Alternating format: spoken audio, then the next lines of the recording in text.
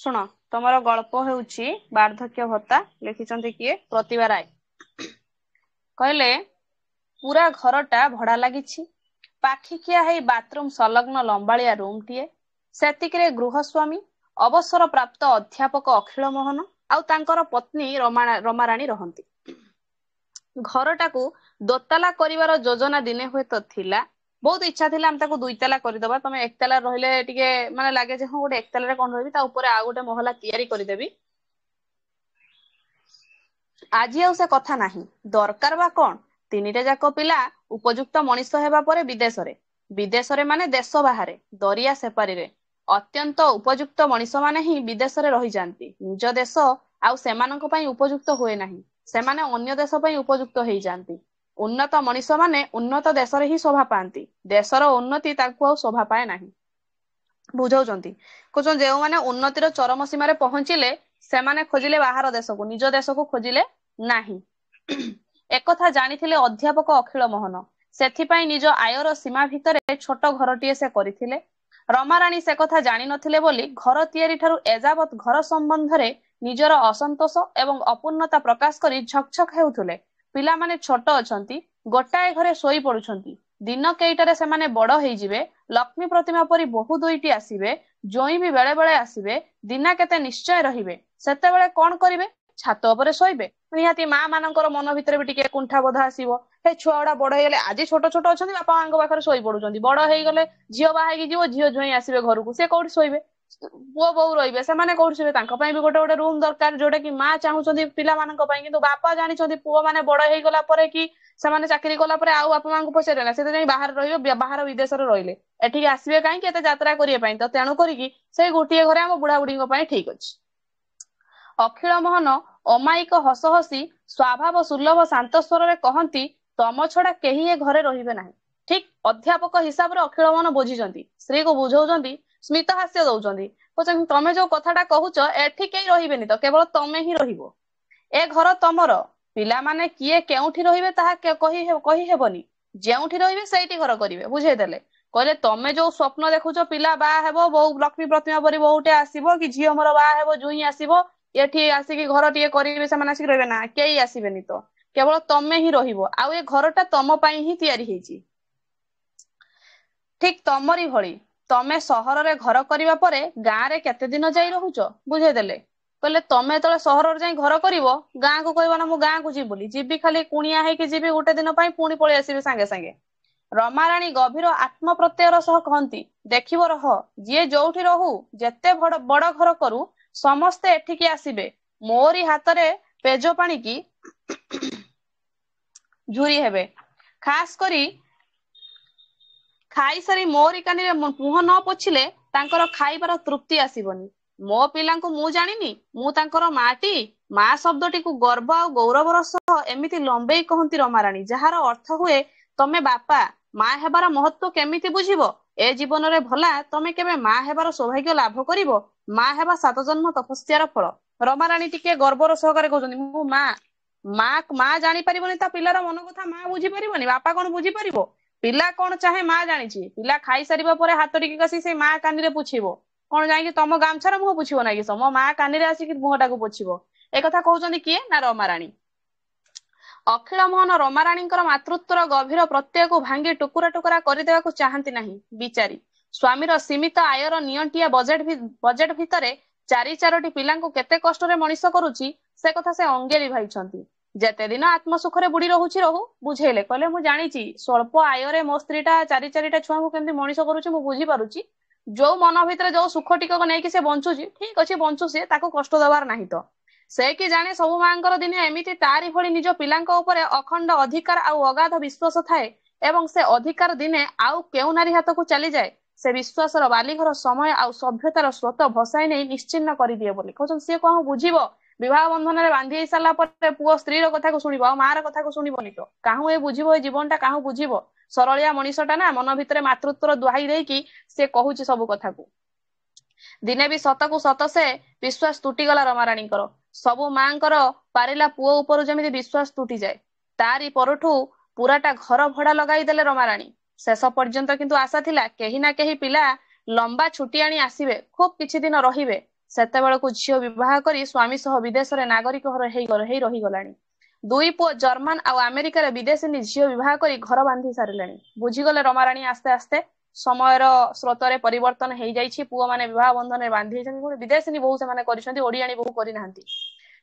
ପୁଅମାନେ କିନ୍ତୁ ବିବାହ ସମ୍ବାଦ ଜଣାଇବାରେ ହେଳା କରିନାହାନ୍ତି। ବଡ ପୁଅ ଠିକ ବିବାହର ପୂର୍ବରୁ, ସାନ ପୁଅ ବିବାହ ପରେ ପରେ। ସେତେବେଳକୁ ରମାରାଣୀ ମନେ ମନେ 101 ଝିଅଙ୍କୁ ପୁଅମାନଙ୍କ ସଙ୍ଗେ ତୁଳନା କରି ନାପସନ୍ଦ କରିସାରିଲେଣି। ଅଖିଳ ମୋହନ ସବୁଦିନ ସାଂସାରିକ ଦାୟିତ୍ୱ ଏଡେଇ ଯିବାରେ ପାରଙ୍ଗମ। ସେ ସ୍ୱସ୍ତିର ନିଶ୍ୱାସ ମାରି କହିଲେ, ଗୋଟାଏ ଚିନ୍ତା ଗଲା। ତମେ ଯେମିତି ଝିଅ ବାଛୁଥିଲ, ଶେଷକୁ ପୁଅମାନେ ଅବିବାହିତ ରହିଯାଇଥାନ୍ତେ ନା କି କଣ? ଦେଖିବ, ପୁଅମାନେ ତମର ମନଲାଖି ଝିଅ ବାଛିଥିବେ। କାହାର ପୁଅ ସେମାନେ?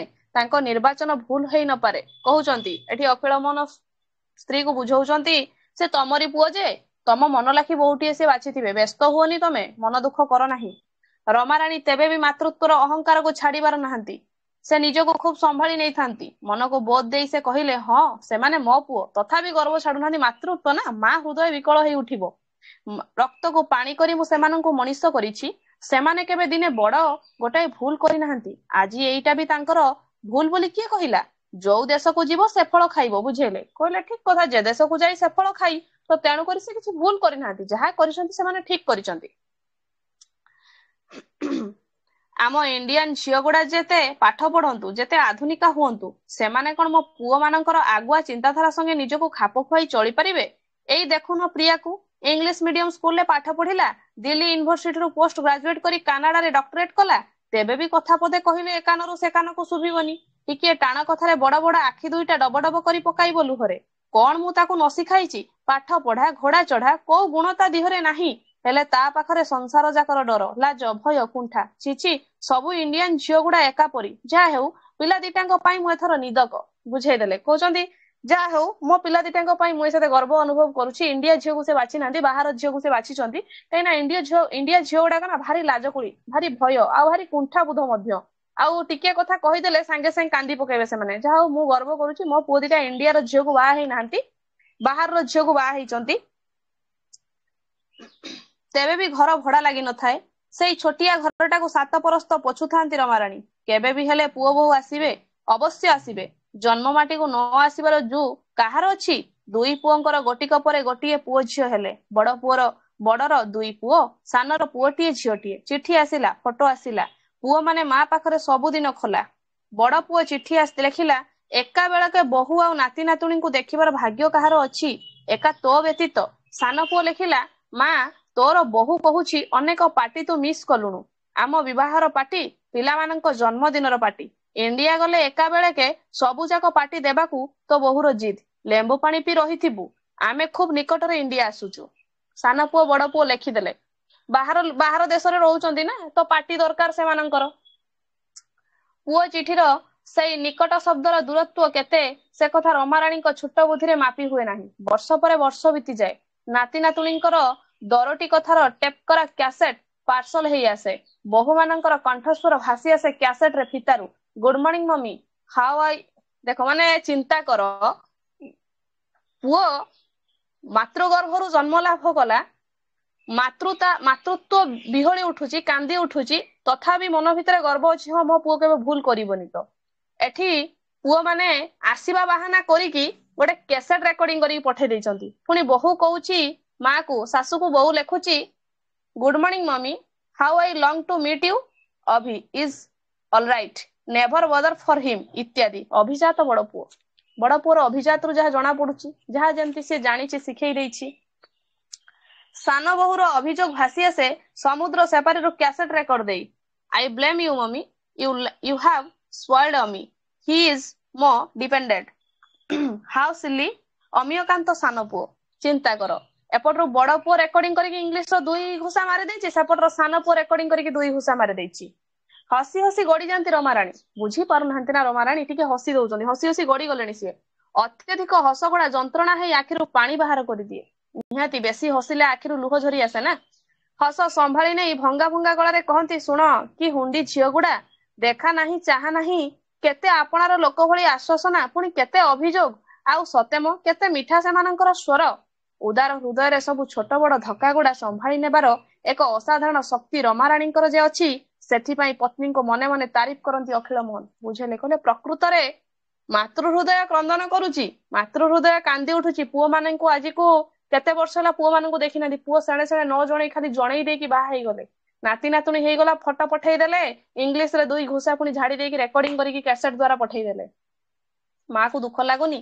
ମା କୁ ଦୁଃଖ ଲାଗୁଛି, ଏକଥା ଅଖିଳ ମୋହନ ନିଜ ସ୍ତ୍ରୀର ମୁହଁରୁ ଜାଣି ପାରୁଛନ୍ତି, ତଥାପି ତାରିଫ କରୁଛନ୍ତି। ଯାହା ହଉ, ମାନିବାକୁ ପଡିବ ରମାରାଣୀ ତମକୁ, ତମେ କେତେ ସହୁଛ, କେତେ ନିଜକୁ ତାରିଫ କରୁଛ, କେତେ ନିଜକୁ ସମ୍ଭାଳି ନଉଛ। ରମାରାଣୀ ଦିନ ଗଣନ୍ତି, ଯେ କୌଣସି ଦିନ ପୁଅ ମାନେ ଯିଏ ହେଲେ ଆସି ପହଞ୍ଚିବେ।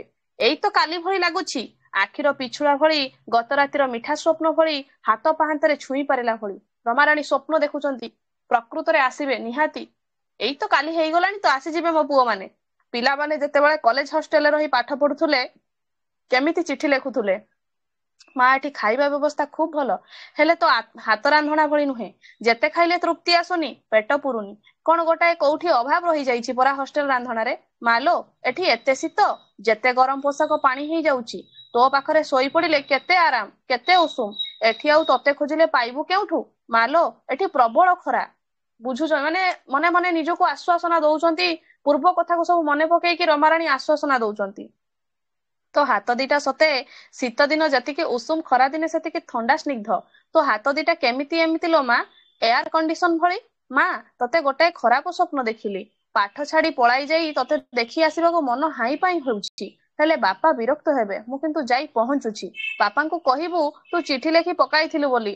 ଥରେ ଭାବ, ପୁଅ ପାଠ ପଢିଲା ବେଳେ ମା କୁ ଦେଖିବା ପାଇଁ ବିକଳ ହେଉଥିଲା, ଯେତେବେଳେ ଚାକିରି କରି ବାହାରକୁ ଚାଲିଗଲା ସେତେବେଳେ ଆଉ ମା କଥା ମନେ ପଡିଲାନି ତ, ମା କୁ ଭୁଲିଗଲା ସିଏ। ସତକୁ ସତ ବି ଆସି ପହଞ୍ଚିଯିବେ। ପିଲାଙ୍କର ପାଠ ନଷ୍ଟ ହୁଏ ବୋଲି ସେ ବିରକ୍ତ ହୁଅନ୍ତି ଅବଶ୍ୟ, କିନ୍ତୁ ସେଇ ବିରକ୍ତ ଭିତରେ ବି ଛପି ରହିଥାଏ କେତେ ସ୍ନେହ, କେତେ ଆତ୍ମସନ୍ତୋଷ, କେତେ ଗୌରବ। ରମାରାଣୀଙ୍କ ଦିନ ଗଣିବା ସରେ ନାହିଁ।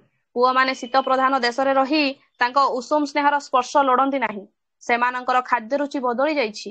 ତାଙ୍କ ରାନ୍ଧଣାର ସ୍ୱାଦ ସେମାନେ ହୁଏତ ଭୁଲିଛନ୍ତି। ମାକୁ ନେଇ ସେମାନେ ଆଉ ଆଜିକାଲି ଦୁଃସ୍ୱପ୍ନ ବି ଦେଖନ୍ତି ନାହିଁ। ଯେଉଁମାନଙ୍କୁ ସେ ଯୋଗ୍ୟ ସନ୍ତାନ କରି ଗଢିଥିଲେ, ତାଙ୍କ ଆଖିରେ ଖାଲି ସ୍ୱପ୍ନ ଆଉ ସ୍ୱପ୍ନ।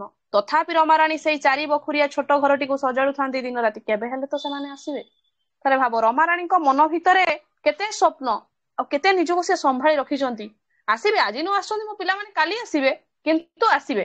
ଏ ଘରଟା ଅସନା ହେଇକି ପଡିଥିଲେ ବାହାର ଦେଶର ବୋହୁ ଗୁଡାକୁ, ମୋ ପୁଅ ବାହା ହେଇଛନ୍ତି ଝିଅ ଗୁଡାକୁ, ଆସିଲେ କାଳେ ଖରାପ ଭାବିଦେବେ, କାଳେ ଦେଖିଦେଲେ ସେମାନଙ୍କୁ ଟିକେ ଖରାପ ଲାଗିବ।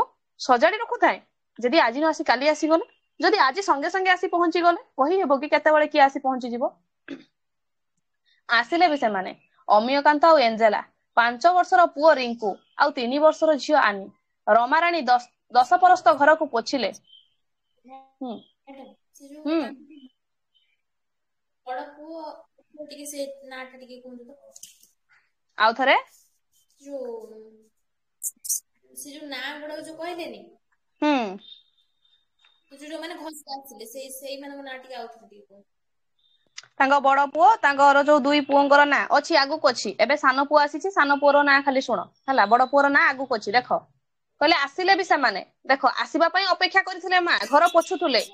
ଘର ସେଇ ସାନ ପୁଅଙ୍କର ନାଁ ଟା ଟିକେ ଆଉଥରେ କହିବେ। ସାନ ପୁଅର, ତା ସ୍ତ୍ରୀର ଆଉ ତାର ପୁଅଟାର। ହଁ କହୁଛି ସେଇଟା କହୁଛି ମୁଁ। ଦେଖ, ଆସିଲେ ବି ସେମାନେ, ଅମିୟକାନ୍ତ ଆଉ ଏଞ୍ଜେଲା, ସାନ ପୁଅ ବୋହୁ ଅମିୟକାନ୍ତ ଆଉ ହଉଛି ଏଞ୍ଜେଲା। 5 ବର୍ଷର ପୁଅ ହଉଛି ରିଙ୍କୁ, ଆଉ 3 ବର୍ଷର ଝିଅ ହଉଛନ୍ତି ଆନି। ହେଲା, 5 ବର୍ଷର ପୁଅ ହଉଛନ୍ତି ରିଙ୍କୁ, 3 ବର୍ଷର ଝିଅ ହଉଛନ୍ତି ଆନି। ରମାରାଣୀ 10 ପରସ୍ତ ଘରକୁ ପୋଛିଲେ। ବୈଠକ ଘରେ ସଜ ଫୁଲର ସ୍ତବକ ରଖିଲେ। ଶୋଇବା ଘରର ଦ୍ୱାର ଝରକାରେ ବେଣାଚେରର ପରଦା ଲଗାଇଲେ। ବିଦେଶିନୀ ସୁକୁମାରୀ ବୋହୂଟି ଖରା ଧାସରେ ଯେପରି କଷ୍ଟ ନ ପାଏ, ପୁଅର ଭୁଲି ଯାଇଥିବା ପ୍ରିୟ ଖାଦ୍ୟ ପଦାର୍ଥକୁ ରାନ୍ଧିଲେ। ସ୍ୱାମୀ ସ୍ତ୍ରୀ ଟାକ୍ସି ଖଣ୍ଡେ ଭଡା କରି ଏରୋଡ୍ରୋମକୁ ଧାଇଁଲେ। ଅସ୍ୱାଭାବିକ ଲାଗୁଥିଲେ ବି ସ୍ୱାମୀଙ୍କ ଉପଦେଶରେ ଫୁଲର ଗୁଚ୍ଛ 2ଟି ନେଲେ। ପ୍ରଥମ ଦେଖାରେ ବୋହୂକୁ ଦେବାକୁ ହେବ ସଭ୍ୟ ସମାଜର ଚଳଣି, ଯେଉଁଥିରେ ବୋହୂଟି ଖୁସି ହେବ। ସେ ଯେତେ ଅସ୍ୱାଭାବିକ ଲାଗୁ ପଛକେ ତାକୁ ରମାରାଣୀ କରିବାକୁ ପ୍ରସ୍ତୁତ। ବୋହୂର ମର୍ଜି ଜଗିବା ତାଙ୍କର ଏକାନ୍ତ କର୍ତ୍ତବ୍ୟ। ବିଦେଶିନୀ ବୋହୂଟିକୁ ଯେ କୌଣସି କାରଣରୁ ହେଉନା କାହିଁକି କଷ୍ଟ ଦେବା ଅନ୍ୟାୟ, ଅଥଚ ତାଙ୍କ ସମୟରେ ଶାଶୁ ମାନଙ୍କର ମର୍ଜି ହିଁ ଜଗିବାକୁ ହେଉଥିଲା। ସବୁକିଛି ସମୟର କରାମତି। ମଣିଷ ଯେମିତି ସମୟର ନିର୍ବୋଧ ଆଜ୍ଞାକାରୀ, ହୃଦୟର ଅନୁମୋଦନ ଥାଉ କି ନଥାଉ ସମୟର ହୁକୁମ ମାନିବାକୁ ହେବ। କହିଲେ ଯେ ବିଦେଶିନୀ ବୋହୁ ବୋଲି ମୁଁ ତାକୁ ଘୃଣା କରିବି, ତ ଏଇଟା ତ ଠିକ ନୁହଁ ନା। ତ ତା ପାଇଁ ମତେ କିଛି କରିବାକୁ ପଡିବ। ସେ ଯେମିତି କଷ୍ଟ ନ ପାଏ, ସେ ଯେମିତି ଯନ୍ତ୍ରଣା ନ ପାଏ, ମତେ ସେମିତି କିଛି କରିବା ପାଇଁ ପଡିବ। ଠିକ ଅଛି ନା? ବୁଝିପାରୁଛ ନା ବୁଝିପାରୁନ? ବୁଝି ହଉଛି ନା ବୁଝି ହଉ ନାହିଁ?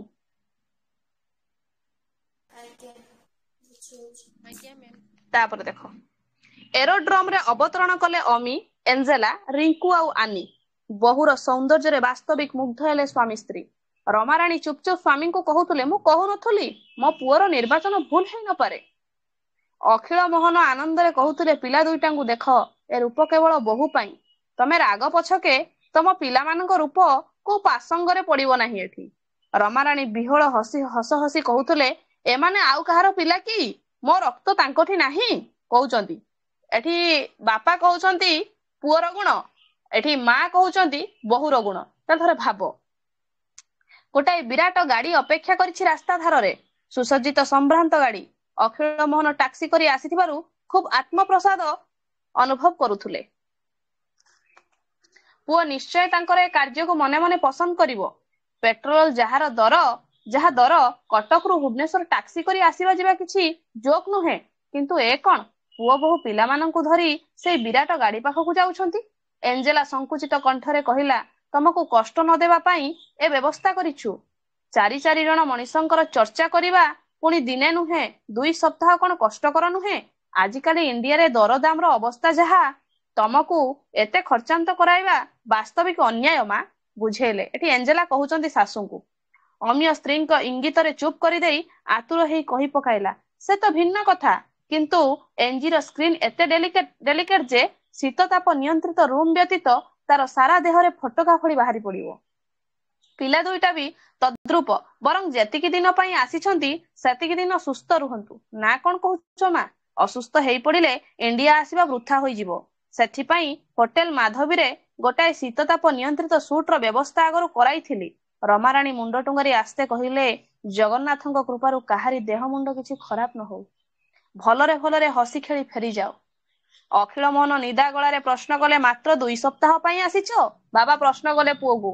ଏପଟରେ ମାଙ୍କ ମନରେ ଦୁଃଖ ଭରି ଯାଉଛି, ତଥାପି ମା କହୁଛନ୍ତି, ଜଗନ୍ନାଥଙ୍କ କୃପାରୁ ଭଲରେ ରୁହ, ଯେମିତି କୌଣସି ଦେହ ଖରାପ ନ ହଉ। ବାପା ଗାମ୍ଭୀର୍ଯ୍ୟ ଗଳାରେ ପଚାରୁଛନ୍ତି, କଣ୍ଠରେ ପଚାରୁଛନ୍ତି, କଣ ସତରେ 2 ଦିନ ପାଇଁ ଆସିଛ? ତୁ ତ ଲେଖିଥିଲୁ 2 ମାସ ପାଇଁ ଆସୁଛୁ ବୋଲି। ହଁ ତା ତ ଆସିଛି। ଓଡିଶାରେ 2 ସପ୍ତାହ। ଓଡିଶାରେ ଯାହା ଦର୍ଶନୀୟ ସ୍ଥାନ ଅଛି 2 ସପ୍ତାହ କଣ ଯଥେଷ୍ଟ ନୁହେଁ? ବାକି ଭାରତର ବିଭିନ୍ନ ସ୍ଥାନ ଏଞ୍ଜେଲା ଏବଂ ପିଲାମାନଙ୍କୁ ବୁଲାଇବାକୁ ହେବ। ଇଣ୍ଡିଆ ବିଷୟରେ ଏଞ୍ଜିର ଆଦୌ କିଛି ଧାରଣା ନାହିଁ। ତାର ଧାରଣା ଇଣ୍ଡିଆରେ କେବଳ ଜଙ୍ଗଲ, ସାଧୁ, ଭିକାରୀ, ସାପ, ଡାହାଣୀ ଆଉ ବଣ ମଣିଷ ମାନେ ଅଛନ୍ତି। ତା ଛଡା ପିଲା ଦୁଇଟାଙ୍କର ମଧ୍ୟ ନିଜ ଜନ୍ମମାଟି ସମ୍ବନ୍ଧରେ କିଛିଟା ସନ୍ତୋଷଜନକ ଧାରଣା ଗଢି ଉଠିବା ଆବଶ୍ୟକ। ଯେତେ ହେଲେ ମାଟି ମା ତ। ପୁଅ ବୁଝଉଛି, କହୁଛି, ହଁ ଲେଖିଥିଲି 2 ମାସ ପାଇଁ ଆସିଥାନ୍ତି, କିନ୍ତୁ 2 ମାସ ପାଇଁ ମୁଁ ଆସିଛି, କିନ୍ତୁ ଓଡିଶା ମାତ୍ର 2 ସପ୍ତାହ ପାଇଁ ମୁଁ ଆସିଛି। ଇଣ୍ଡିଆ ମତେ ଭ୍ରମଣ କରିବାର ଅଛି, ଇଣ୍ଡିଆକୁ ବୁଲିବାର ଅଛି ମତେ। ଅଖିଳ ମୋହନ ମୁଣ୍ଡ ଟୁଙ୍ଗାରି ଦେଇକି କହିଲେ, ଗୁଡ୍। ନିଜ ମାତୃଭୂମି ସମ୍ବନ୍ଧରେ ସେମାନଙ୍କ ମନରେ ସମ୍ମାନବୋଧ ସୃଷ୍ଟି କରିବା ଏକବାର ଉଚିତ। ମାତୃଭୂମି ପାଇଁ ମାକୁ ବି ବଳି ଦିଆଯାଇପାରେ, ଏକଥା ଆଜିକାଲିର ପିଲା କେତେ ଜଣ ବୁଝନ୍ତି? ଅମିୟକାନ୍ତ ଆତ୍ମପ୍ରସାଦର ହସ ହସୁଥିଲେ। ପ୍ରବୀଣ ଅଧ୍ୟାପକ ବାପା ତାଙ୍କର କଥାଟାକୁ ଯେ ପସନ୍ଦ କରିଛନ୍ତି, ଏ କିଛି କମ କଥା ନୁହଁ। ଅମିୟ ଟିକେ ହସିଦେଲା, ଭାବିଲା ଯାହା ହଉ ବାପା ମୋ କଥାଟାକୁ ପସନ୍ଦ କରିଛନ୍ତି। ଭିନ୍ନ ରାସ୍ତାରେ ଗାଡି ଦୁଇଟା ବାଟ ଭାଙ୍ଗି ଚାଲି ଯାଇଥିଲା। ପୁଅ ବୋହୂ ହୋଟେଲକୁ, ଅଖିଳ ମୋହନ ରମାରାଣୀ ଶୂନ୍ୟ ଘରକୁ। ଓଡିଶାରେ 2 ସପ୍ତାହର ରହଣି କାଳ ଭିତରେ ପୁଅ ବୋହୂଙ୍କୁ 4 ଥର ଗାର୍ଡେନ ପାର୍ଟି ଦେଇଥିଲେ ଅଖିଳ ମୋହନ ଆଉ ରମାରାଣୀ। କାରଣ ଛୋଟ କୋଠରୀ ଭିତରେ ଏଞ୍ଜେଲା କଷ୍ଟ ପାଇବ ସେ କଥା ସେମାନେ ଚାହିଁ ନଥିଲେ। ତା ଛଡା ଏଞ୍ଜେଲାକୁ ଦେଖାଇବା ଭଳି ବିଭବ କଣ ବା ଥିଲା ସେଇ ଘର ଖଣ୍ଡିକ ଭିତରେ? ବୁଝାଉଛନ୍ତି, କହିଲେ ଛୋଟିଆ ଘର ଭିତରେ ବାହାର ବୋହୂଟା ଆସିବ, କଣ ଅଛି ଆ ଭିତରେ ମୁଁ ତାକୁ ଦେଖେଇବି? ଶୂନ୍ୟ ଘରଟା ଭିତରେ କିଛି ନାହିଁ ତ, କଣ ତାକୁ ଦେଖେଇବି ଆଉ? ଓଡିଶାରେ 2 ସପ୍ତାହର ରହଣି କାଳ ଭିତରେ ପୁଅ ବୋହୂଙ୍କୁ 4 ଥର ଗାର୍ଡେନ ପାର୍ଟି ଦେଇଥିଲେ। ଗଲା ଏଟା। ମା ହାତ ତିଆରି ସବୁ ଜିନିଷ ପରମ ତୃପ୍ତିରେ ଖାଇଥିଲେ ଅମିୟକାନ୍ତ। ଖାଇସାରି ମା କାନିରେ ମୁହଁ ପୋଛିଥିଲେ। ଏଞ୍ଜେଲା ଆସ୍ତେ କହୁଥିଲା, ଦିସ୍ ଇଜ, ମାନେ ଚିନ୍ତା କର, ପୁଅ ଯାଇକି ମା କାନିରେ ହାତ ପୋଛୁଛି, ମୁହଁ ପୋଛୁଛି ବୋଲି ଏଠି ସ୍ତ୍ରୀ କଣ କହୁଛି ଦେଖ, ମାନେ କେତେ ଚିନ୍ତାଧାରା ଆଉ କେତେ ସୁନ୍ଦର ଠାଣିରେ ସେ ଲେଖିଛନ୍ତି, ଆଉ ତାଙ୍କ ଲିଖନୀ ଚାଳନା କେତେ ସୁନ୍ଦର ଭାବରେ କରିଛନ୍ତି। କହୁଛନ୍ତି ଏଞ୍ଜେଲା ଆସ୍ତେ କିନା କହୁଛନ୍ତି, ଦିସ୍ ଇଜ ଅନହାଇଜେନିକ ଅମୁ, ସରି କହି ଅମିୟକାନ୍ତ ମାର କାନିଟା ଛାଡି ଦେଇଥିଲେ। ରମାରାଣୀ ଭାବୁଥିଲେ ଯାହା ହେଉ ବୋହୂ ତାଙ୍କର ପୁଅର ସ୍ୱାସ୍ଥ୍ୟ ପ୍ରତି ବେଶ ଦୃଷ୍ଟି ରଖିଛି, ସେଥିରେ ବରଂ ତାଙ୍କର ଖୁସି ହେବାର କଥା। ରିଙ୍କୁ ଆଉ ଆମିକୁ ପ୍ରାୟ ମାଙ୍କ ପାଖରେ ଛାଡିଦେଇ ଅମିୟକାନ୍ତ ଆଉ ଏଞ୍ଜେଲା ସାରା ଓଡିଶା ଘୁରୁଥିଲେ। ଫେରିଯିବା ପୂର୍ବରୁ ଅମିୟକାନ୍ତ କହିଥିଲେ, ଆପଣ ଦୁହେଁ ଆମ ପାଖକୁ ଚାଲି ଆସନ୍ତୁ, ଅଯଥାଟାରେ ଏଠି ପଡି ରହିବେ କାହିଁକି?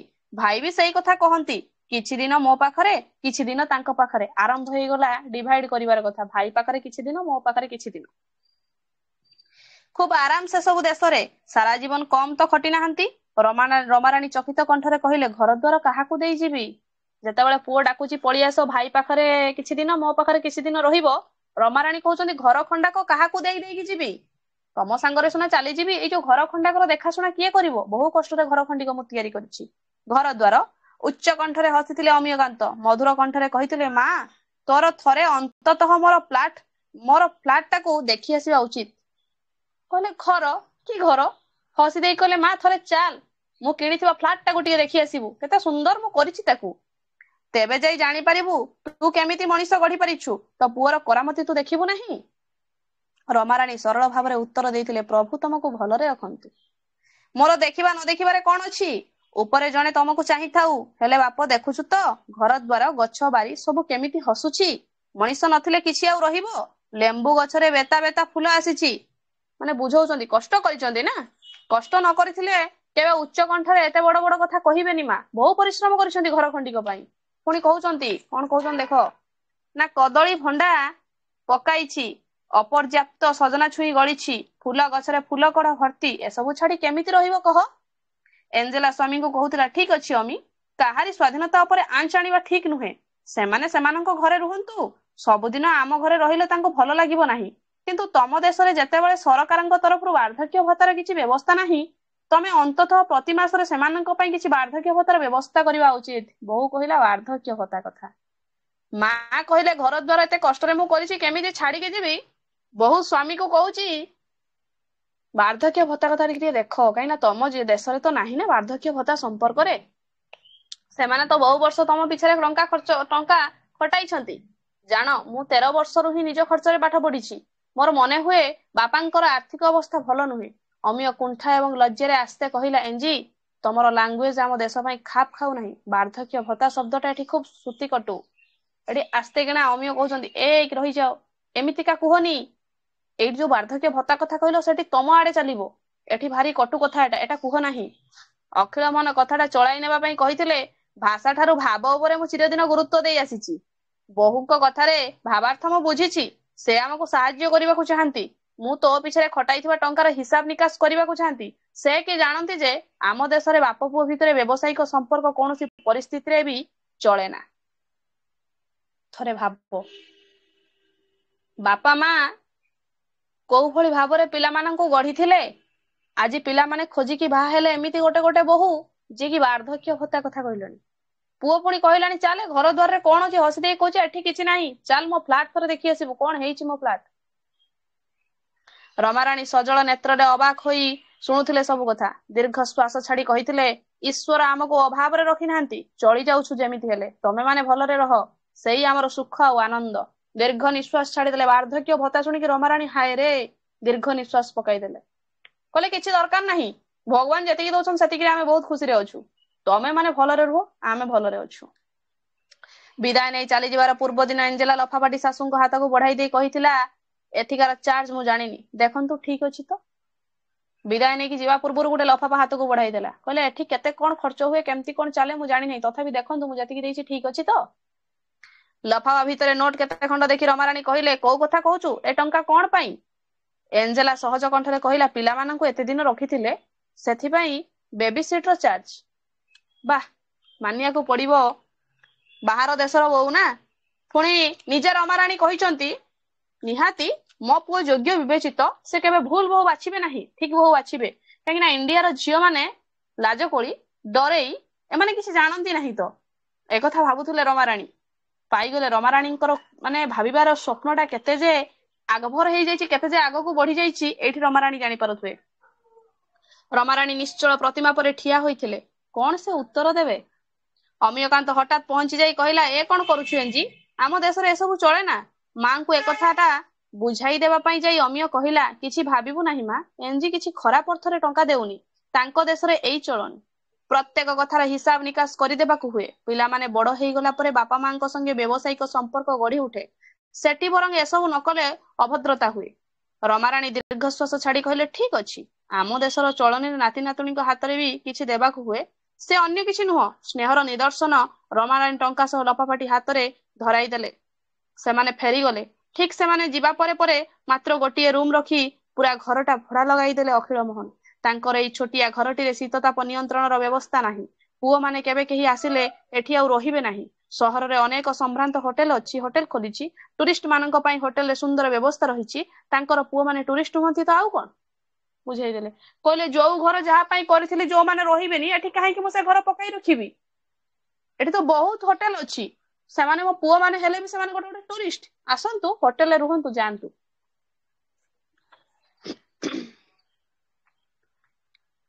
ଘର ଭଡା ଲାଗିଗଲା।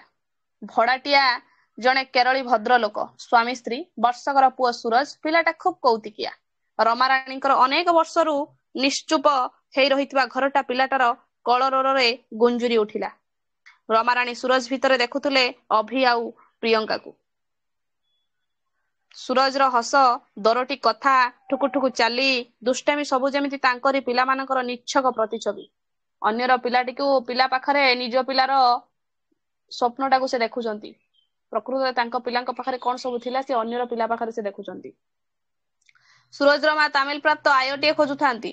ତାର ପୁଣି ପିଲା ହେବ। ସ୍ୱାମୀ ସ୍ତ୍ରୀଙ୍କର ପାଶ୍ଚାତ୍ୟ ଚଳଣି, ବ୍ୟବହାର, କଥାବାର୍ତ୍ତା, ଆଦବ କାଇଦାର ଚମତ୍କାର। କିନ୍ତୁ ଓଡ଼ିଶାରେ ତାଲିମପ୍ରାପ୍ତ ଆୟା ମିଳିବା ସହଜ ନୁହେଁ। 2 ମାସ ଭିତରେ 3 ଜଣ ଆୟା ନିଯୁକ୍ତି ପାଇଲେ ଏବଂ ଅନୁପଯୁକ୍ତା ମନେକରି ଦିନ କେତେଟାରେ ତାଙ୍କୁ ଦରଖାସ୍ତ କରିଦେଲେ ମିସେସ୍ ଭର୍ଗିଜ। ସେ ଆଉ ପାରୁନାହାନ୍ତି। ପ୍ରସବ ସମୟ ଆସନ୍ନ। ଏଣେ ମନଲାଖି ଆୟାଟିଏ ମିଳିବା ଅସମ୍ଭବ ଲାଗୁଛି। ସୁରଜ ପଛରେ ରୀତିମତ ଗୋଟେ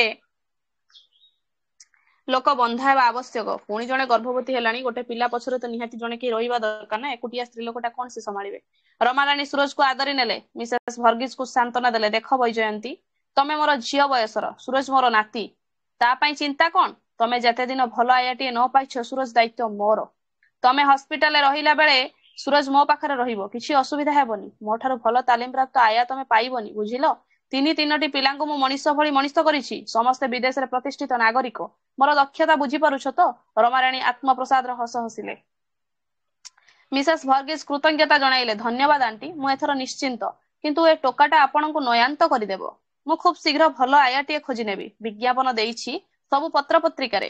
ରମାରାଣୀ ମୁଣ୍ଡ ଟୁଙ୍ଗାରି କହିଲେ, ଭଲ ଭଲ। ତମେ ନିଶ୍ଚିନ୍ତରେ ଆରାମ କର।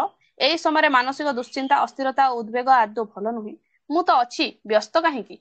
କହୁଛନ୍ତି, ଟେନସନ ନିଅନି, ତମେ ରୁହ, ମୁଁ ବୁଝିଦେବି ସବୁ କଥା। ସତକୁ ସତ ମିସେସ୍ ଭର୍ଗିଜ ଆଉ ବ୍ୟସ୍ତ ହେଲେ ନାହିଁ। ରମାରାଣୀ ଆଉ ଅଖିଳ ମୋହନଙ୍କର ନିସ୍ତରଙ୍ଗ ଦିନଗୁଡା ସୁରଜର ଚପଳ କୌତିକରେ ସ୍ପନ୍ଦିତ ହେଲା। ରମାରାଣୀଙ୍କ ସକାଳ ଆରମ୍ଭ ହୁଏ ସୁରଜର ଦରଟି ଡାକରେ। ରାତିରେ ରମାରାଣୀଙ୍କ ଉଷୁମ ସେଜରୁ ନିଦ୍ରିତ ସୁରଜକୁ ଅତି ସାବଧାନତା ସହକାରେ ନିଜ ଶୋଇବା ଘରକୁ ଉଠାଇ ନିଅନ୍ତି ମିସେସ୍ ଭର୍ଗିଜ। ରମାରାଣୀ ଭୁଲି ଯାଇଛନ୍ତି ସୁରଜ ବି ଏକ ବିଦେଶୀ ଅତିଥି। ଯେ କୌଣସି ଦିନ ସେ ବି ଚାଲିଯିବ। ତାଙ୍କ ନିଃସଙ୍ଗ ଜୀବନର ଯନ୍ତ୍ରଣାକୁ ବେଖାତିର କରି କମ୍ପାନୀ ଅଫିସର ମି ଭର୍ଗିଜ ଖୁବ୍ ବେଶୀ କେତେ ବର୍ଷ ବା ରହିବେ? ସୁରଜ ସୁରଜ ସୁରଜ। ଏ ପୃଥିବୀ ଯେମିତି ସୁରଜମୟ। ସୁରଜର ହସ ସୂର୍ଯ୍ୟଠାରୁ ବି ଉଜ୍ଜ୍ୱଳ, ସୁନ୍ଦର, ପବିତ୍ର। ଏ ପୃଥିବୀର ସମସ୍ତ ଆବିଳତାରୁ ଊର୍ଦ୍ଧ୍ୱରେ ସୁରଜ। ସେ ନିଷ୍ପାପ ଫୁଲଟିଏ। ସୁରଜ ଭିତରେ ଅଭି, ଅମୁ, ପ୍ରିୟଙ୍କାର ଅତୀତକୁ ନେଇ ଗୋଟିଏ ସ୍ୱପ୍ନ ଭିତରେ ହଜି ଯାଇଛନ୍ତି ରମାରାଣୀ।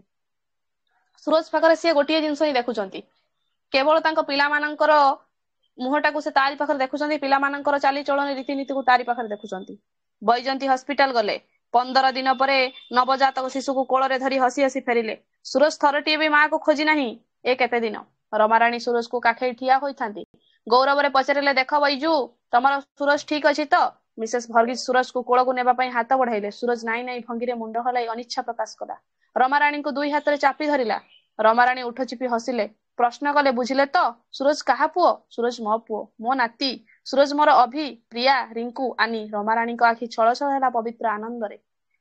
ମିସେସ୍ ଭର୍ଗିଜ କୃତ୍ରିମ ରୋଷ ପ୍ରକାଶ କଲେ। ପିଲାଟା କେଡେ ବେଇମାନ, ଦିନ କେଇଟାରେ ମତେ ଭୁଲି ବସିଛି।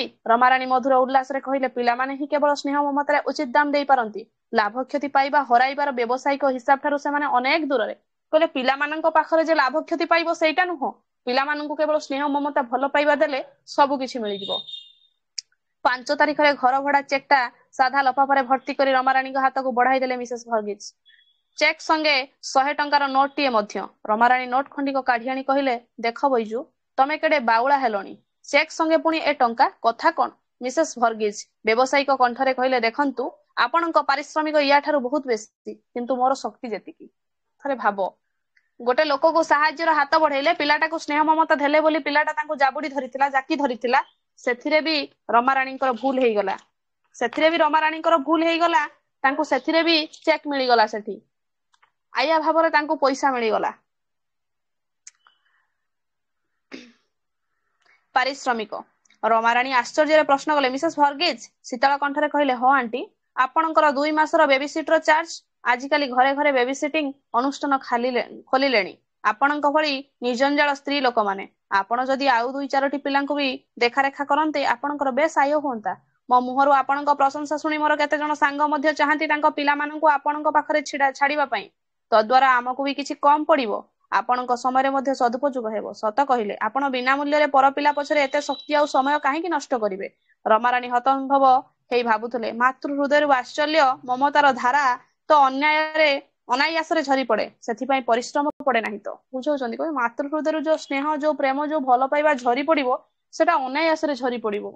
ତାକୁ ଯେ ପଇସା ଦେଇକି ତମେ ଝରେଇବ ତା ନୁହଁ, ତାକୁ କେବେ ପଇସା ଦେଇକି ଝରାଯାଏ ନାହିଁ। ସ୍ନେହ ଦାନରେ ଶକ୍ତି କ୍ଷୟ ହୁଏ ନାହିଁ, ବରଂ ଶକ୍ତି ସଞ୍ଚୟ ହୁଏ। ଆଜିକାଲିର ବସ୍ତୁବାଦୀ ମଣିଷ ପାଖରେ ଏସବୁ କଥା ଅବଶ୍ୟ ଅର୍ଥହୀନ। ଏତେ ବଡ ଆଘାତର ଧକ୍କାଟା ରମାରାଣୀ କୌଣସି ମତେ ସମ୍ଭାଳି ନେଲେ। ଟଙ୍କାଟା ଫେରାଇ ଦେଲେ ଶୀତଳ ସ୍ୱରରେ କହିଲେ, ମିସେସ୍ ଭର୍ଗିସ, ମୋର ପାରିଶ୍ରମିକ ମାତ୍ର ଏତିକି, ତା ଅପେକ୍ଷା ବରଂ କିଛି ନ ଦିଅନ୍ତୁ। ଏତେ କମ ପାରିଶ୍ରମିକ ଦେଇ ଆପଣ ମାର୍କେଟରେ ମୋର ଦାମ କମେଇ ଦେଉଛନ୍ତି। ମୁଁ ତ ୟାଠାରୁ ଅନେକ ବେଶୀ ଆଶା କରିଥିଲି। ମୋ ଆଶାନୁରୂପ ନ ଦେଇ ପାରିଲେ ବରଂ ସୁରଜକୁ ମୋ ପାଖକୁ ନ ପଠାନ୍ତୁ। ରମାରାଣୀଙ୍କର କଣ୍ଠ ରୁଦ୍ଧି ହେଇଗଲା। ମିସେସ୍ ଭର୍ଗିସ ନିଃଶବ୍ଦରେ ଫେରିଗଲେ 100 ଟଙ୍କାର ନୋଟଟା ଧରି। ଧଡ କରି କବାଟ ବନ୍ଦ କରିଦେଇ ଲକ୍ କରି ବିଛଣାରେ ଗଡି ପଡିଲେ ରମାରାଣୀ। ସେ କଣ ସତରେ ସୁରଜ ପିଛାରେ ଏତେ ଶକ୍ତି କ୍ଷୟ କରିଛନ୍ତି? ନହେଲେ ସେ ଅକସ୍ମାତ୍ ଏତେ କ୍ଳାନ୍ତ କାହିଁକି? ପଚାରୁଛନ୍ତି ନିଜକୁ, ପ୍ରକୃତରେ କଣ ମୁଁ ସେ ପିଲା ପଛରେ ଏତେ ପରିଶ୍ରମ କରିଦେଲି, ଏତେ କଷ୍ଟ ମୁଁ କରିଦେଲି ତା ପାଇଁ? ଆଜି ମୁଁ କ୍ଳାନ୍ତ ହେଇଗଲି, ଆଜି ମୁଁ ଥକି ପଡିଲି। ତା ପରଦିନ ମିସ୍ ଭର୍ଗିସ ଘର ମାଲିକଙ୍କ ଠାରୁ ତୁରନ୍ତ ଘର ଛାଡିବାର ଗୋଟାଏ ମାସିକିଆ ନୋଟିସ ପାଇଲେ। ଅନ୍ୟମାନଙ୍କୁ ମିସେସ୍ ଭର୍ଗିସ କହୁଥିଲେ, ବୁଢୀ କେତେ ଆଉ ପାରିଶ୍ରମିକ ଆଶା କରୁଥିଲା? 1,00,000 ଟଙ୍କା କହିଥିଲେ, ମୁଁ କଣ 10 କୋଟିଏ ଟଙ୍କା ଅଧିକ ଦେଇନଥାନ୍ତି? କଣ କରିବ ଏତେ ପଇସା? ଏଇ କଞ୍ଜୁସ ଗୁଣରୁ ପିଲାମାନେ ତ କେହି ଆସନ୍ତି ନାହିଁ, ପଚାରନ୍ତି ନାହିଁ। ଆସିଲେ ବି ଘର ଥାଉ ଥାଉ ହୋଟେଲରେ ରହନ୍ତି। ରମାରାଣୀ ଭାବୁଥିଲେ, ମୋ ସ୍ନେହର ମୂଲ୍ୟ 1,00,000 ଟଙ୍କା ଠାରୁ ଢେର ଢେର ବେଶୀ। ତାର ପରିମାଣ ତମମାନଙ୍କର ହିସାବୀ ମନର ଶୁଦ୍ଧ କଷା ସୂତ୍ରରେ ହିସାବ କରି ହୁଏନା। ସୁରଜ ଘର ଛାଡି ଯିବା ଦିନ ସକାଳୁ ସକାଳୁ ରମାରାଣୀ କାନ ବାହାନାରେ ଅନ୍ୟତ୍ର ଚାଲି ଯାଇଥିଲେ। ପରଦିନ ସମ୍ବାଦପତ୍ରରେ ଘର ଭଡା ଲାଗିବ ଶୀର୍ଷକ ବିଜ୍ଞାପନ ପ୍ରକାଶ ପାଇଲା। ଅନ୍ୟାନ୍ୟ ବିବରଣୀ ସହ ଅଖିଳ ମୋହନ ଜଣାଇଥିଲେ, ପ୍ରକାଶ ଥାଉ କି କାହାର ପିଲାଛୁଆ ଥିଲେ ତାଙ୍କୁ ଘର ଭଡା ଦିଆଯିବ ନାହିଁ। ଅଖିଳ ମୋହନ ଜାଣିଥିଲେ, ଆଜନ୍ମ ଛୁଆ ରଙ୍କୁଣୀ ରମାରାଣୀ ପର ପିଲାଙ୍କୁ ବେହିସାବୀ ଭାବରେ ସ୍ନେହ କରିବେ, ଅଥଚ ଉଚିତ ପାଉଣା ପାଇବେନି। ଫଳରେ ସେ ବାର ବାର ଆଘାତ ପାଇ ଭାଙ୍ଗି ପଡିବେ। ବିଜ୍ଞାପନ ପଢି ଚିହ୍ନା ଜଣା ଲୋକେ କୁହାକୁହି ହେଲେ, ବୁଢୀଟା ଏମିତିଆ ନିକୁଚ୍ଚିଆ ସ୍ତ୍ରୀଟିଏ ଯେ ପିଲାଛୁଆଙ୍କୁ ବି ଦି ଆଖିରେ ଦେଖିପାରେ ନା। ସେଥିପାଇଁ ଏତେ ବର୍ଷ ପରେ ପୁଅ ବୋହୂ ଆସିଲେ ଯେ ନିଜର ଘର ଥାଉ ଥାଉ ହୋଟେଲରେ ରହିଲେ। ବିଜ୍ଞାପନରୁ ସେ କଥା ଜଣା ପଡୁନାହିଁ। ରମାରାଣୀଙ୍କ ସ୍ମୃତିପଟରେ ଏସବୁ ମୃଦୁ ଗୁଞ୍ଜନ ସହ ଆଉ କେତେ ଗୁଡିଏ ଶବ୍ଦ ନିତ୍ୟାନ୍ତ ଅସଂଲଗ୍ନ ଭାବରେ ଭଉଁରୀ କାଟୁଥିଲେ। ପାରିଶ୍ରମିକ, ବେବିସିଟର ଉଚିତ ଚାର୍ଜ, ଲାଭ କ୍ଷତି ହିସାବ ନିକାଶ, ବାର୍ଦ୍ଧକ୍ୟ ଭତ୍ତା ଇତ୍ୟାଦି ଇତ୍ୟାଦି। ତାଙ୍କ ମାତୃ ହୃଦୟର ସହଜ ସରଳ ଅଭିଧାନରେ କିନ୍ତୁ ଏସବୁ ଜଟିଳ ଅତ୍ୟାଧୁନିକ ଶବ୍ଦର ନାଁ ଗନ୍ଧ ନଥିଲା। ତେଣୁ ଏସବୁ ଶବ୍ଦ ତାଙ୍କ ପାଖରେ ଏକବାର ଅର୍ଥହୀନ। ତାଙ୍କୁ ଯିଏ ଯାହା କହୁ ପଛକେ। ସରିଗଲା ବାର୍ଦ୍ଧକ୍ୟ ଭତ୍ତା। ମାତୃ ହୃଦୟ, ମା ମନେ ମନେ ଗର୍ବ କରୁଛି, ମୋ ଛୁଆ ମହାନ, ମୋ ଛୁଆ ମୋର ହେଇକି ହିଁ ରହିବେ, ମୋର ରୀତିନୀତି ଚାଲିଚଳଣିକୁ କେବେ ଭୁଲିଯିବେ ନାହିଁ। ଯଦି ବି ବାହାର ଦେଶର ବୋହୂଟାକୁ ସେ ଝିଅଟାକୁ ବୋହୂ ବାହା ହେଇଛି ନା, ତାହେଲେ ନିହାତି ଭାବରେ ଠିକ ବାଛିଥିବେ, ଠିକ ବିବେଚନା କରିଥିବେ। କିନ୍ତୁ ଭାବି ନଥିଲେ ଯେ ଝିଅଟେ ଏଠିକି ଆସିଲା ପରେ ସେ ତା ଦେଶର କଥାକୁ ଆଣି ଏଠି ପ୍ରଚଳନ କରିବ। ପିଲା ଦିଟାଙ୍କୁ ମାତି ନାତୁଣୀକୁ ମୁଁ ରଖିଥିଲି ବୋଲି, ବୁଝୁଥିଲି ବୋଲି ତାଙ୍କ କଥାକୁ ମୋ ହାତକୁ ଚେକ୍ ବଢେଇ ଦବ। ପୁଅଟାକୁ ମଣିଷ କରିଥିଲି, ପାଠ ପଢେଇଥିଲି ବୋଲି ବାର୍ଦ୍ଧକ୍ୟ ଭତ୍ତା ଦବାକୁ କହିବ। ଶେଷରେ ପୁଅ ବି କହିଲା, ଘର ଛାଡି ଏଠି କାହିଁ ରହିଛୁ, ପଳେଇ ଚାଲ ଭାଇ ପାଖରେ କିଛି ଦିନ, ମୋ ପାଖରେ କିଛି ଦିନ ରହିବୁ। ଯେତେବେଳେ ମା କହିଛନ୍ତି ଏତେ ସୁନ୍ଦର ଘର ଦ୍ୱାରକୁ ଛାଡି ମୁଁ ଯିବି କୁଆଡେ, ହସି ଦେଇଛନ୍ତି ପୁଅ ଅମିୟ। କଣ ଅଛି ଏ ଘରେ, ଚାଲ ଦେଖି ଆସିବୁ ଥରେ ମୋ ଫ୍ଲାଟ କୁ, କେତେ ସୁନ୍ଦର ମୋ ଫ୍ଲାଟ। କିଛି ନାହିଁ ଏଠି, ସବୁ କିଛି ଶୂନ୍ୟ କରି ପକେଇଛୁ, ଏଠି କଣ ଅଛି ଏ ଜାଗାରେ, ଥରେ ଚାଲ ମୋ ଫ୍ଲାଟ କୁ। ଏକଥା ବି କହିଛନ୍ତି ଅମିୟ। ଯୋଉ ଲୋକକୁ ଆଣି ଘର ଭଡା ଦେଇକି ରଖିଲେ ସେ ମଧ୍ୟ ବୁଝିପାରିଲାନି, ମାତୃ ହୃଦୟର ସ୍ନେହକୁ ବୁଝିପାରିଲା ନାହିଁ। ମାତୃରଙ୍କୁଣୀ ରମାରାଣୀ ଯେ କେତେ କଷ୍ଟ ପାଇଛନ୍ତି, କେତେ ଯନ୍ତ୍ରଣା ପାଇଛନ୍ତି, କେବଳ ତାଙ୍କ ପତ୍ନୀ ଅଖିଳ ମୋହନ ହିଁ ବୁଝିଛନ୍ତି, ସାରା ସଂସାରର ଲୋକ କେହି ବୁଝିନାହାନ୍ତି। ତ ତେଣୁକରି ମାତୃ ହୃଦୟ ଯେତେବେଳେ ବିହଳି ଉଠେ ନା, ସେତେବେଳେ ତାକୁ ବୁଝେଇବା, ତାକୁ ସମ୍ଭାଳିବା ବଡ କଷ୍ଟକର ହେଇପଡେ। ତ ତେଣୁକରି ମା ପରି ଦୁନିଆରେ କେହି ହୁଅନ୍ତି ନାହିଁ। ସେଥିପାଇଁ ତ କୁହାଯାଇଛି ଜନନୀ ଜନ୍ମଭୂମି ସ୍ୱର୍ଗାଦପି କରିଅସି, ବୁଝିହେଲା। ସେଥିପାଇଁ ବି କୁହାଯାଇଛି ମାତୃଭୂମି ମାତୃଭାଷାର ମମତା ଯାହା ହୃଦେ ଜନମୀ ନାହିଁ, ତାକୁ ଯଦି ଜ୍ଞାନୀ ଗଣରେ ଗଣିବା ଅଜ୍ଞାନ ରହିବେ କାହିଁ। ଏଇ ହଉଛି ଆମ ମାତୃଭୂମି, ଏଇ ହଉଛି ଆମ ଜନନୀ, ଏଇ ହଉଛି ଆମର ସବୁ କିଛି। ତେଣୁକରି ପ୍ରତିଭା ରାୟ ବାର୍ଦ୍ଧକ୍ୟ ଭତ୍ତା ଜରିଆରେ ମାତୃ ହୃଦୟର ସ୍ନେହାଶିଷ, ମାତୃ ହୃଦୟର ଦୁଃଖ କଷ୍ଟ ଯନ୍ତ୍ରଣା, ମାତୃ ହୃଦୟ ସହିଥିବା ଯୋଉ ପ୍ରକାରର ଅନ୍ୟାୟ, ସବୁ କିଛିକୁ ଆମ ଆଖି ଆଗରେ ଆଣିକି ଥୋଇଦେଲେ। ଇଏ ହଉଛି ତମମାନଙ୍କର ବାର୍ଦ୍ଧକ୍ୟ ଭତ୍ତା।